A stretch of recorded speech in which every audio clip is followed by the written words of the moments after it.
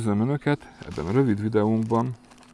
Most ezt a Shot Baits kötözött mega kukoricát fogjuk Önöknek bemutatni, amely rendkívül alkalmas a szelektív horgászatra, főleg törpeharcsás vizeken nagyon előnyös, hiszen a törpeharcsa már eleve a kisebbik változatát se szereti, ezt a nagyobbikat pedig gyakorlatilag szinte soha nem veszi föl.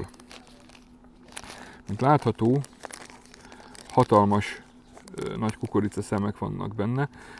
Nekem elég nagy a kezem, ahhoz képest tudják viszonyítani, hogy egy ilyen 5 forintos nagyságú kukoricák találhatóak benne. Nagyon erősen van aromázva, tehát itt teljesen még itt a környéken és itt a tóparton nagyon érezni az aromáját. Rendkívül eredményes csali, a kisebbik változatával, egy szem ilyen kötözött kukoricával, én már fogtam a Tiszán 17,5 kilós vattpontyot is. Azért mondom, hogy ez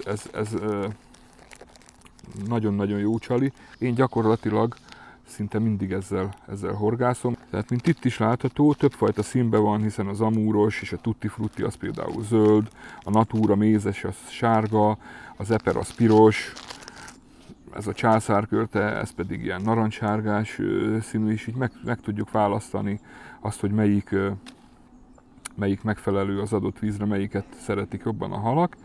És ráadásul az ára is olyan, hogy bárki nyugodtan ki tudja próbálni, hiszen nem egy olyan hatalmas összeg. Azt lehet mondani, hogy egy olcsó horgászcsali. Nagyon szépen köszönöm a figyelmüket, a viszontlátásra!